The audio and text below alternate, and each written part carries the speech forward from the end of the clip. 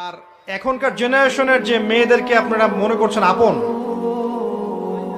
ভিতরে ওই ফেমিনিস্ট রেভলিউশনের ছোঁয়া আছে এদের ভিতরে। তারা নিজেদেরকে পুরুষ মনে করে, তারা মনে করে যে আমাদের আর ওদের মাঝে কোনো পার্থক্য নাই। এই জিন্স এবং টি শার্ট জেনারেশনের কোনো মেয়েকে যদি বিয়ে করছেন, আমি লিখে দিতে পারবো আপনার জীবনটা জাহান্নাম হয়ে যাবে। এই ভুল করতে যায় না। আর যদি এমন কোন বোরখাওয়ালির সাথে অ্যাফেয়ার্স থাকে যার সাথে আপনি কফি খাচ্ছেন, বুঝবেন এই বোরখার নিচে প্রকৃত তাকওয়া নাই। যদি থাকতো তাহলে আপনার সাথে কফি খেতে আসতো না। একজন সচ্চরিত্র মেয়ে কোশ্চিন কালেও আপনার সাথে ফোনে কথা বলবে না, আপনার চ্যাটের উত্তর দিবে না। এবং এমনকি আপনি যখন ফোন নাম্বার এক্সচেঞ্জ করছেন, রাতের বেলা নক দিচ্ছেন, সে রিপ্লাই করবে না। কখনো একটা সত্যিকারের মুত্তাকি মেয়ে এটা করতে পারে না। সহজ সমাধানে চলে যান প্রিয় ভাই। আল্লাহকে সন্তুষ্ট করতে হবে এবং যৌবন আল্লাহর জন্য বিলিয়ে দিতে হবে। এই জন্যে আপনাকে নামাজি হতে হবে, পড়াশোনা করতে হবে, হালাল রিজিক খেতে হবে। হালাল রিজিকের ব্যবস্থা করার পরে মেয়ে যদি পছন্দ হয়, কোনো মেয়েকে পছন্দ করেন, তার বাবাকে বিয়ের প্রস্তাব দেন, তার মাকে বিয়ের প্রস্তাব দেন। সাহসিকতার সাথে কাজ করেন, সাহসের সাথে যান, মেয়ের হাত চান। যদি মাশাআল্লাহ মেনে নেয় আলহামদুলিল্লাহ, যদি না মেনে নেয় আপনি জোর করেন না, আপনি ফিরে আসেন।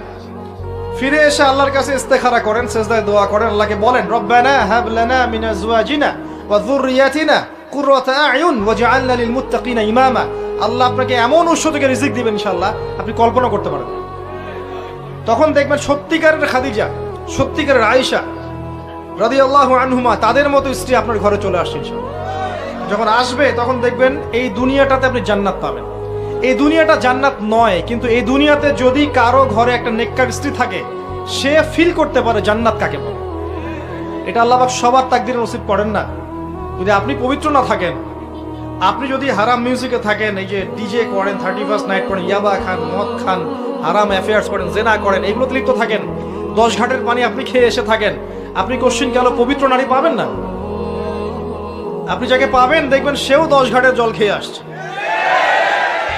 তখন কি হবে? তখন ফ্লাই করার আগেই, ল্যান্ড করার আগেই, টেক অফের পর ল্যান্ড, এর মধ্যে ডিভোর্স হয়ে গেছে। আল্লাহ পাক আপনাদেরকে বোঝার তৌফিক দান করুন। বাইনামা নাহনু ইনদা রাসূলিল্লাহি সাল্লাল্লাহু আলাইহি ওয়াসাল্লাম যাতা ইয়াউমিন, কোনো একদিন আমরা রাসূলুল্লাহ সাল্লাল্লাহু আলাইহি ওয়াসাল্লামের সাথে মসজিদে ঠিক এভাবেই বসেছিলাম।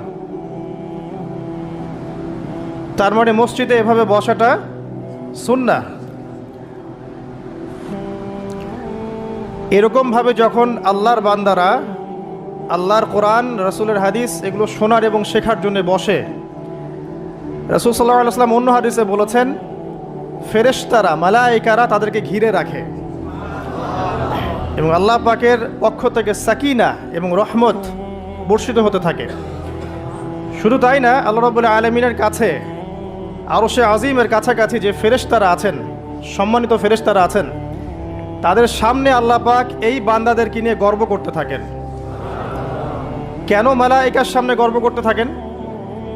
কারণ মালায়েকা প্রথমে বলেছিল যে আমরা আপনার ইবাদত করি, তাসবিহ পাঠ করি, তাহলে কি জন্য আপনি এমন কাউকে সৃষ্টি করবেন পৃথিবীতে, মাইয়ুফসিদু ফিহা ওয়া ইয়াসফিকুদ দিমা, যে পৃথিবীতে এসে ফাসাদ সৃষ্টি করবে এবং রক্তপাত ঘটাবে। প্রকৃতপক্ষে মানুষ পৃথিবীতে এখন এই দুইটা কাজই বেশি করছে, ফাসাদ সৃষ্টি করা এবং রক্তপাত ঘটানো। কিন্তু এর বাইরেও আল্লাহর এমন কিছু বান্দা আছেন যারা ফাসাদ সৃষ্টি করে না, রক্তপাতও ঘটায় না, আল্লাহর আনুগত্য করে চলে। এই জন্যেই এই বান্দাদেরকে নিয়ে আল্লাহ পাক গর্ব করে থাকেন। এছাড়াও রাসূল সাল্লাল্লাহু আলাইহি ওয়াসাল্লাম বলেছেন যে যখন জুমার দিন আসে, এই জুমার দিনে যদি কোনো ব্যক্তি সকাল সকাল গোসল করে, আর্লি মর্নিং গোসল করে, গোসল করার পরে তার উত্তম পোশাকটা পরিধান করে, আর গোসলটা করে ফরজ গোসলের মতো, আতর, সুগন্ধি, খুশবু তার সামর্থ্য অনুযায়ী ব্যবহার করে, এরপরে পায়ে হেঁটে হেঁটে মসজিদে আসে, বাহনে চড়ে নয়, পায়ে হেঁটে হেঁটে। যদি আপনি অনেক দূরে থাকেন সেটা আলাদা কথা।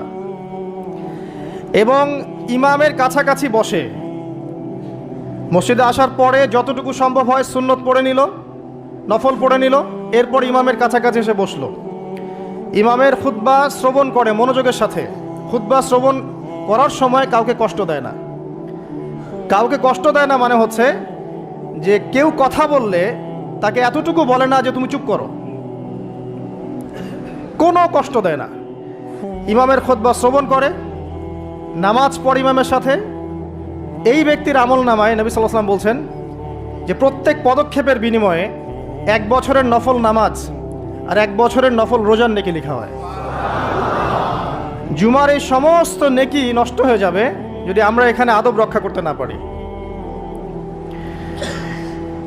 ওমর রাদিয়াল্লাহু আনহু বলছেন, আমরা এভাবেই একদিন মসজিদে বসেছিলাম, হাত্তা তালা আলাইনা রাজুলুন, এমনকি আমাদের ভিতর দিয়ে একজন ব্যক্তি প্রবেশ করলো। একজন ব্যক্তি প্রবেশ করলো। আমি যে হাদিসটা বলছি এটা হচ্ছে হাদিসে জিবরিল, এবং মুফাসসিরিন মুহাদ্দিস উভয়েই তারা বলে থাকেন এই হাদিসটা হচ্ছে উম্মাহাতুল হাদিস, হাদিসের মা বা জননী। ইসলামের সব কিছু এখানে পাবেন ইনশাআল্লাহ আযজা ওয়া জাল। হাত্তা তালা আলাইনা রাজুলুন, এমনকি একজন ব্যক্তি প্রবেশ করলেন। শাদীদুল বায়াদি সিয়াব, তার কাপড়টা ছিল অত্যন্ত চকচকা, ধবধবে সাদা। ওয়া শাদীদুস সাওয়াদিশ শা'r, এবং তার চুলগুলো ছিল প্রচণ্ড কালো, কুচকুচে কালো, অনেকটা আমাদের এই ভাইয়ের মতো। তো এখান থেকে বুঝতে পারলাম যে টিপটাপ পরিপাটি থাকা, উত্তম পোশাক পরা, সুন্দর স্মার্ট থাকা ইসলামের সুন্নাহ। আর আমরা খেয়াল করলে দেখবেন সবচাইতে খারাপ কাপড়টা পরে মসজিদে আসে, আর সেই ব্যক্তি মসজিদে আসলেন সবচেয়ে সুন্দর কাপড়টা পরে, তার সামর্থ্য অনুযায়ী সবচেয়ে সেরাটা। কারণ আমরা এখানে আল্লাহর সাথে দেখা করতে এসেছি। আর স্মার্ট থাকার জন্য রাসূলুল্লাহ সাল্লাল্লাহু আলাইহি ওয়াসাল্লামের চেয়ে স্মার্ট কোনো সুন্নাহ নাই। তিনি ছিলেন এই পৃথিবীর সবচেয়ে বিচক্ষণ, প্রজ্ঞাবান, handsome, smart people, smart human being people না, তাই না? তার চেহারার চেয়ে সুন্দর চেহারা কারো আছে? তার চেহারার চেয়ে সুন্দর চেহারা, তার চোখের চেয়ে সুন্দর চোখ, তার চেয়ে সুন্দর করে কথা বলা, তার চেয়ে সুন্দর শারীরিক গঠন, তার চেয়ে সুন্দর গায়ের গন্ধ, তার চেয়ে সুন্দর করে হাঁটা, মানুষের সাথে মেশা, ইবাদত করা, আমল করা, আল্লাহর জন্যে সেজদা করা, কান্নাকাটি করা, যত কাজ নবী সাল্লাল্লাহু আলাইহি ওয়াসাল্লাম করতেন তার চেয়ে সুন্দর করে কেউ করতে পারবে? তো আজকের যুব সমাজ নবী সাল্লাল্লাহু আলাইহি ওয়াসাল্লামের আদর্শ বাদ দিয়ে অন্যান্য পশ্চিমা আদর্শ গ্রহণ করেছে, অথচ তারা বুঝতে পারে নাই সবচাইতে স্মার্ট পিপল হচ্ছেন, হিউম্যান বিং হচ্ছেন on the face of the earth রাসূলুল্লাহ সাল্লাল্লাহু আলাইহি ওয়াসাল্লাম। তো আমরা সবাই তার সুন্নাহ ফলো করতে পারি না? এই ব্যক্তি যখন মসজিদে আসলেন তার গায়ে ধবধবা সাদা পোশাক ছিল, আর সাদা পোশাক পরা নবী সাল্লাল্লাহু আলাইহি ওয়াসাল্লামের সুন্নাহ, তিনি এটা পছন্দ করতেন। চুল ছিল কালো, লা ইউরা আলাইহি আসারুস সাফার, তাকে দেখে মনে হচ্ছিল না যে সে সফর করে এসেছে, মানে কোনো ক্লান্তি নাই তার মধ্যে।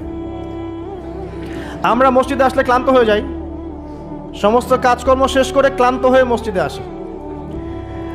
আর তাদের সুন্নাহ ছিল তারা মসজিদে আসলে প্রাণ ফিরে পেতেন, আর আমরা মসজিদে আসলে ঘুমাই। এই যে আমি খুতবা দিচ্ছি, দেখবেন অনেকে ঘুমাবে।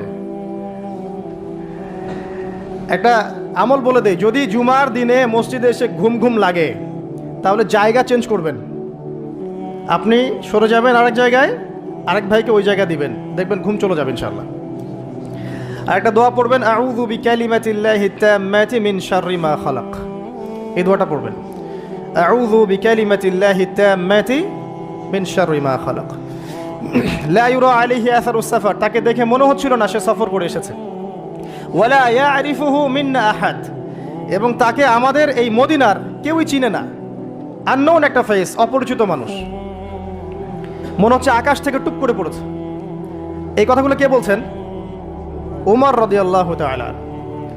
ওমর রাদিয়াল্লাহু আনহু খুবই বিচক্ষণ সাহাবী এবং খুবই দূরদর্শিতা সম্পন্ন, সূক্ষ্মদর্শী।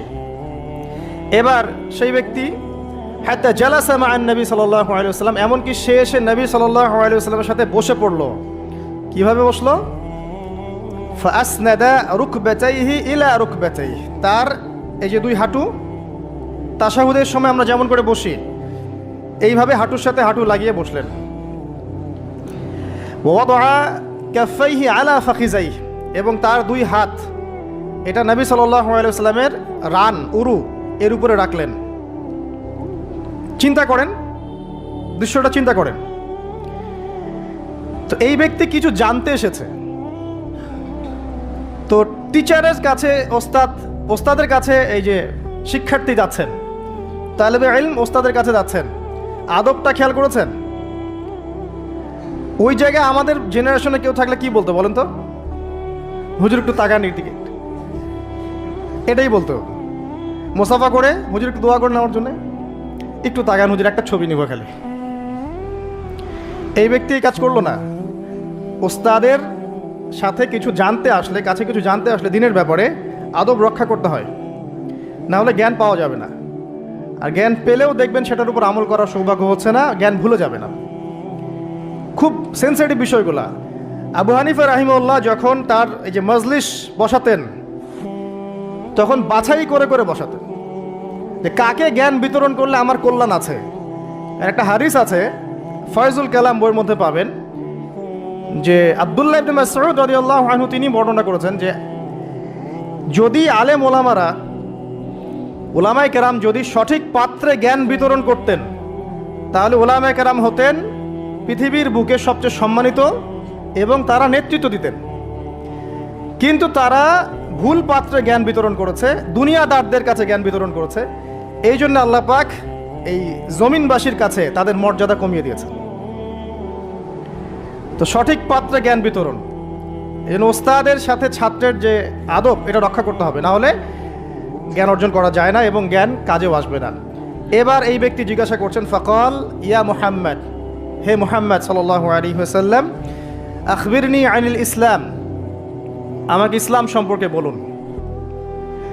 নবী সাল্লাল্লাহু আলাইহি ওয়াসাল্লাম বলছেন, আল ইসলাম, ইসলাম হচ্ছে আন তাশহাদা আল্লা ইলাহা ইল্লাল্লাহ, তুমি সাক্ষ্য দিবে যে আল্লাহ ছাড়া কোনো ইলাহ নেই, ওয়া আন্না মুহাম্মাদান রাসূলুল্লাহ, মুহাম্মদ সাল্লাল্লাহু আলাইহি ওয়াসাল্লাম আল্লাহর রাসূল। কোনো বর্ণনায় এসেছে আল্লাহর বান্দা এবং রাসূল। তারপরে ওয়া আন তুকিমাস সালাহ, এবং তুমি সালাত কায়েম করবে, ওয়া আন তুতিয়াজ যাকাত, এবং যাকাত প্রদান করবে, ওয়া তাসুমা রমাদান, রমাদান মাসে সাওম পালন করবে, ওয়া তাহুজ্জাল বাইত ইন ইসতাতা'তা ইলাইহি সাবিলা, যদি সামর্থ্য হয় তাহলে আল্লাহর পথে হজ করবে। এই পাঁচটা হচ্ছে ইসলামের পিলার। আল্লাহ পাক সূরা আলে ইমরানে বলেছেন না, ইন্নাদ দীনা ইনদাল্লাহিল ইসলাম, আল্লাহর কাছে একমাত্র জীবন ব্যবস্থা গ্রহণীয় সেটা কি? ইসলাম। কবরে গেলে প্রশ্ন হবে মা দীনুক, দীনিয়াল ইসলাম। তো মাল ইসলাম, ইসলাম কি? এইটা হচ্ছে ইসলাম, ইসলামের সংজ্ঞা। পাঁচটা পিলার, এটা হচ্ছে ইসলাম। এটাকে স্বীকার করে নিলে একজন ব্যক্তি মুসলিম হয়, ঈমান নিয়ে আসলে মুমিন হয়, তাকওয়া অবলম্বন করলে মুত্তাকি হয়, আর হৃদয়ের মধ্যে কলবে ইহসান চলে আসলে মুহসিন হয়ে যায়। এটা সবচেয়ে বড় স্টেজ। তো এবার এই ব্যক্তি বলছেন সাদাত, আপনি সত্য বলেছেন। উমর রাদিয়াল্লাহু আনহু বলছেন ফাআজিবনা লাহু, আমরা অবাক হয়ে গেলাম। ইয়াসআলুহু ওয়া ইউসাদ্দিকুহু, এই ব্যক্তি নিজেই প্রশ্ন করলো, নিজে আবার সত্যায়ন করলো। এটা কি হয় কখনো? কেউ যখন জানতে আসে কিছু টিচারের কাছে, সে কি সত্যায়ন করতে পারবে আপনার কথা ঠিক আছে এটা বলতে পারবে? তার মানে সে আগে থেকে উত্তর জানতো। তো উমর রাদিয়াল্লাহু আনহু কিন্তু এখন খুব কনসিয়াস এই ব্যক্তি কে আসলে। এইটুকু আমরা একটু আলোচনা করে নেই। নবী সাল্লাল্লাহু আলাইহি ওয়াসাল্লাম এখানে বলেছেন ইসলাম মানে হচ্ছে সাক্ষ্য দেয়া লা ইলাহা ইল্লাল্লাহ এবং মুহাম্মাদুর রাসূলুল্লাহ। এই তো এর মানে হচ্ছে, খুব সংক্ষিপ্ত আকারে বলছি, খুতবায় অনেক বড় বলার সময় থাকে না। এর মানে হচ্ছে আমাকে তাওহীদের উপর থাকতে হবে এবং শিরিক থেকে দূরে থাকতে হবে। আর মুহাম্মাদুর রাসূলুল্লাহ মানে হচ্ছে আপনাকে সুন্নাহর উপর থাকতে হবে, বেদাত থেকে দূরে থাকতে হবে। আবার বলছি, লা ইলাহা ইল্লাল্লাহ সাক্ষ্য দেওয়ার মানে হচ্ছে তাওহীদের উপর থাকতে হবে, শিরক থেকে দূরে থাকতে হবে।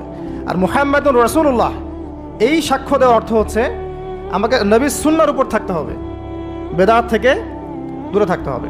তাওহীদ আপনারা জানেন, তাওহীদে রুবুবিয়্যাহ, তাওহীদে উলুহিয়্যাহ, একটা কি তাওহীদে আসমা ও সিফাত। মানে একমাত্র আল্লাহকেই সৃষ্টিকর্তা, পালনকর্তা, রিজিক দাতা, জীবন মৃত্যুর মালিক, বিধান দাতা, সন্তান দাতা, হায়াত মতের মালিক, সব কিছু কোথা থেকে হয়? আল্লাহ থেকে। এই কনসেপ্টের নাম হচ্ছে লা ইলাহা ইল্লাল্লাহ। আর যদি কেউ আল্লাহর সাথে শিরক করে, মানে কেউ মনে করে আল্লাহ ছাড়া কোনো সৃষ্টিকর্তা আছেন, বা আল্লাহ নাই, বা আল্লাহ আছেন আরও কেউ আছে, অথবা কেউ যদি আল্লাহ ছাড়া অন্য কারোর জন্য সেজদা করে, অন্য কারো কাছে দোয়া করে, অন্য কারো কাছে সন্তান চায়, অন্য কোথাও নজর করে, অন্য কোথাও মানত করে, আল্লাহ ছাড়া অন্য কারো নামে কসম করে, ঠিক আছে, তাকদীরকে অস্বীকার করে, দুনিয়ার জন্যে দিনের জ্ঞান অর্জন করে, ঠিক আছে, তারপর আল্লাহ ছাড়া অন্য কারো কাছে সন্তান চায়, এরকম অনেক বিষয় আছে। এই কাজগুলোতে কেউ যদি লিপ্ত হয় তাহলে সে কি করবে? শিরক করবে।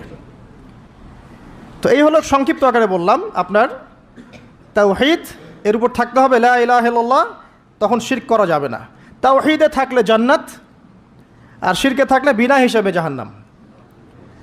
কারণ নবী আল্লাহ রাব্বুল আলামিন সূরা নিসার মধ্যে বলেছেন, ইন্নাল্লাহা লা ইয়াগফিরু আন ইউশরাকা বিহি, আল্লাহ পাক শিরক করার গুনাহ মাফ করেন না, ওয়া ইয়াগফিরু মা দুনা যালিকা লিমান ইয়াশা, এছাড়া অন্য যে কোনো গুনাহ আল্লাহ পাক যাকে ইচ্ছা মাফ করে দিবেন। কিন্তু শিরক করার পরে বিনা তওবায় যদি মারা যায়, এই গুনাহ মাফ হবে না। এই জন্য শিরক থেকে সর্বোচ্চ সতর্ক থাকতে হবে। আরেকটা বিষয় কি, মুহাম্মদুর রাসূলুল্লাহ। যখন মুহাম্মদুর রাসূলুল্লাহ বলেছি, তার মানে আমার নিজের ইচ্ছায় ইসলামের মধ্যে কোনো আমল করার ইখতিয়ার নাই। আমি চাইলেই নামাজ পড়তে পারবো না, চাইলেই রোজা রাখতে পারবো না, চাইলেই হজ করতে পারবো না, যাকাত দিতে পারবো না, আমি কিছুই করতে পারবো না ইসলামের মধ্যে। যেটাই করব সেটা রাসূল সাল্লাল্লাহু আলাইহি ওয়াসাল্লাম, সাহাবায়ে কেরাম তাদের থেকে প্রমাণিত থাকতে হবে। মানে আমি এই জুমার নামাজ 3 রাকাত পড়তে পারবো না, পারবো? যদি বলি নামাজ তো খুব ভালো কাজ, 2-এর জায়গায় 3 পড়লে সমস্যা কি? নামাজ বাতিল হয়ে যাবে। কারণ নবী সাল্লাল্লাহু আলাইহি ওয়াসাল্লাম 2 রাকাত পড়েছেন, আপনাকে 2 রাকাতই পড়তে হবে। আবার যদি বলি 1 রাকাত পড়বো, হবে? মুহাম্মদুর রাসূলুল্লাহ মানে প্রতিটা আমল নবী সাল্লাল্লাহু আলাইহি ওয়াসাল্লাম যেভাবে করেছেন সেইভাবে করা। তার কথার সাথে তার কাজের সাথে যদি কারো কথা কাজ মিলে যায়, সেটা গ্রহণ করতে কোনো সমস্যা নাই। কিন্তু তার কথার সাথে তার কাজের সাথে যার কথাই মিলবে না, সেটা গ্রহণ না করাই আপনার উপর ওয়াজিব। এক কথায় আমাদের ইবাদত বন্দেগী করার, দিনের পথে চলার একমাত্র আদর্শ মানদণ্ডকে মুহাম্মদ সাল্লাল্লাহু আলাইহি ওয়াসাল্লাম, এটাই হচ্ছে মুহাম্মদুর রাসূলুল্লাহ। এরপরে বলেছেন ওয়া আন তুকিমাস সালাহ, সালাত কায়েম করতে। সালাত কায়েম মানে খুব শর্টকাটে বলছি, আল্লাহ যেন সবাইকে তৌফিক দেন, আমাকে সহ আপনাদের সবাইকে 5 ওয়াক্ত সালাত জামাতে পড়ার চেষ্টা করতে হবে। যদি মিস হয়ে যায়, যখন ঘুম থেকে উঠবেন পড়ে নেবেন। সফরে আছেন, জমা করে নেন, কসর করে নেন। বা আপনি ভুলে গেছেন, যখনই মনে পড়বে তখনই পড়তে হবে, পড়তেই হবে। বা অ্যাটলিস্ট আপনি কোনো কারণে আসতেই পারছেন না, কোনো সমস্যা আছে, বাসায় অ্যাটলিস্ট জামাত করে পড়ে নেন, নামাজ মিস দেওয়া যাবে না। আমাদের দেশে মুসলিমদেরকে নিয়ে বড় বড় কথা বলার সময় না এটা এখন, কারণ আমাদের দেশে মুসলিমদের মধ্যে 90% নামাজ পড়ে না। 5 ওয়াক্ত নামাজ জামাতে পড়ে না 90% মুসলিম। অতএব বেনামাজি মুসলিমদেরকে নিয়ে আপনি খেলাফত কায়েম করবেন নাকি? তো বেসিক কাজগুলো আগে বেশি ইম্পর্টেন্ট। এছাড়া একটা বিষয় আছে, নামাজ সঠিক ওয়াক্তে পড়া। অনেক সময় দেখা যায় ওয়াক্ত চলেই যাচ্ছে, নামাজের কোনো হুঁশ নাই। আল্লাহ পাক হেফাজত করুন আমাদেরকে। সঠিক ওয়াক্তে নামাজ পড়া এবং রাসূলুল্লাহ সাল্লাল্লাহু আলাইহি ওয়াসাল্লামের সুন্নাহ মতো নামাজ পড়া। এই 3G 4G নামাজ চলবে না। 5 মিনিটে 4 রাকাত নামাজ শেষ, এটা রাসূলের সুন্নাহ ছিল না। কিন্তু একটা বিষয় হচ্ছে জায়েজ হয়ে যাবে, একটা হচ্ছে সুন্নাহ, দুটার মধ্যে অনেক পার্থক্য আছে। কুলি না করলে অজু হবে না, কুলি যদি না করি অজু হবে না। অজুর ফরজের মধ্যে কুলি আছে, কুলি না করলে অজু হয়ে যায়, কিন্তু সুন্নাহ মতো অজু হবে না, হবে? তো একটা জিনিস হচ্ছে জায়েজ, একটা হচ্ছে সুন্নাহ। আপনি কোনটা নেবেন? সুন্নাহ। মুহাম্মদুর রাসূলুল্লাহ কে বলেছে? আমরাই তো বলেছি। অতএব প্রত্যেকটা কাজ তার সুন্নাহ মতো হতে হবে। তিনি নামাজ পড়তেন ধীর স্থিরভাবে, তাই না? এটা তাড়াহুড়া করে, ধীর স্থিরভাবে, সূরা কেরাত ঠিক মতো করে, রুকু সেজদা সুন্দর মতো করে, খুশু হুজুর সাথে, বিনয়ের সাথে, এভাবে সালাত পড়ার পরেই দেখবেন এই জাতি সফলতা অর্জন করছে, তার আগে হবে না। এরপরে বলেছেন নবী সাল্লাল্লাহু আলাইহি ওয়াসাল্লাম জাকাতের কথা, ওয়া আন তুতিয়াজ যাকাত, জাকাত কেন? কারণ ইসলামিক, মনে রাখবেন, ইসলামিক ইকোনমিক্সের বেইজ হচ্ছে জাকাত, সাদাকা, আপনার হালাল ব্যবসা, কৃষিভিত্তিক অর্থনীতি। আর বর্তমানের যে ইকোনমিক্স চলছে সারা ওয়ার্ল্ড ওয়াইড, যেটার মূল সেন্টার হচ্ছে পশ্চিমা বিশ্ব, এই ইকোনমিক্সের মূল বেইজ হচ্ছে রিবা বা সুদ। দেখেন, সম রাখা অবস্থায় কিন্তু আমরা মিথ্যা খুব একটা বলি না, চিটিং করি না, করতে গেলে মনে বাধা আসে, তাই না? মানুষকে ঠকাই না। আমরা সম রাখা অবস্থায় কিন্তু আল্লাহ দেখছেন মনে করে আমরা খাই না, পান করি না, স্ত্রী হালাল তাকেও ছুই না। তো হালালগুলো ছেড়ে দেই সিয়াম রেখেছি বলে, আল্লাহ দেখছেন বলে, এটাই আল্লাহ কনসিয়াসনেস। এটা যদি সিয়ামের মাধ্যমে অর্জন করা যায় তাহলে আমাদের টোটাল লাইফ থেকে গুনাহ দেখবেন ইনশাআল্লাহ আস্তে আস্তে কমে গেছে। এটা উদ্দেশ্য আর কি। একটা আল্লাহ রাসূল সাল্লাল্লাহু আলাইহি ওয়াসাল্লাম বলেছেন, ওয়া তাহুজ্জাল বাইত ইন ইসতাতা ইলাইহি সাবিলা। সামর্থ্য হলে কি করতে হবে? বাইতুল্লাহ হজ করবেন। আল হজ টাইটেলের জন্য করবেন? ভোট পাওয়ার জন্য করবেন? মানুষ ভালো বলবে এই জন্য করবেন? হাজী সাহেব বলবে এই জন্য করবেন? হজের উদ্দেশ্য কি? হজের উদ্দেশ্য হচ্ছে ইব্রাহিমী একত্ববাদ শিখে আসা। হজের যে কাজগুলা, এগুলো ইব্রাহিম আলাইহিস সালামের সুন্নাহর মধ্যে অন্তর্ভুক্ত। ইব্রাহিম ছিলেন তাওহীদপন্থী, শিরকের সাথে আপোষ করেন নাই, পরিবার ছেড়ে দিয়েছেন, বাবা বের করে দিয়েছে, আগুনে ফেলে দিয়েছে, স্ত্রীকে রেখে আসছেন, সন্তানকে রেখে আসছেন শুধুমাত্র আল্লাহর জন্যে। ইয ক্বালা লাহু রাব্বুহু আসলিম, যখনই আল্লাহ তার রব তাকে বলেছেন ইসলাম কবুল করো, মানে আত্মসমর্পণ করো, ক্বালা আসলামতু লিরাব্বিল আলামিন, তিনি বলেছিলেন কি? আমি আল্লাহর কাছে আত্মসমর্পণ করছি। এই যে ইসলাম, আত্মসমর্পণ, এটা হচ্ছে ইব্রাহিম আলাইহিস সালামের কাছে শিখতে হবে। এটা শিখতে হজ করতে যেতে হবে। সাফা মারওয়া সাই করার সময় যদি আমার চেতনা এরকম না আসে যে এইভাবেই ওই যে হাজরা আলাইহিস সালাম তার ছোট্ট সন্তানকে পানি খাওয়ানোর জন্যে এই দৌড়াদৌড়ি করেছেন, হা হুতাশ করেছেন, একবার এই পাহাড় একবার ওই পাহাড়, ছোট্ট শিশু কাঁদছে পানির জন্যে, এই ফিলিংসটা না আসলে ওখানে জগিং হবে, ওই ফিলিংস আর হবে না। ওই সাফা মারওয়া কী হবে? জগিং হবে। ওই চেতনাটা আসতেছে না। তো এই সাফা মারওয়া কেন সাই করবেন? কার সুন্নাহ এটা? ওই কাজটা হাজরা আলাইহিস সালামের, ওই কাজটা আল্লাহর কাছে এত ভালো লেগেছিল, আল্লাহ পাক কিয়ামত পর্যন্ত সেটা রেখে দিয়েছেন, দেন নাই? ওই মায়ের আর্তনাদ তাহলে চিন্তা করেন। আর ওই মায়ের সন্তানকে ইসমাঈল আলাইহিস সালাম, এই সন্তানের আদর্শ দেখবেন।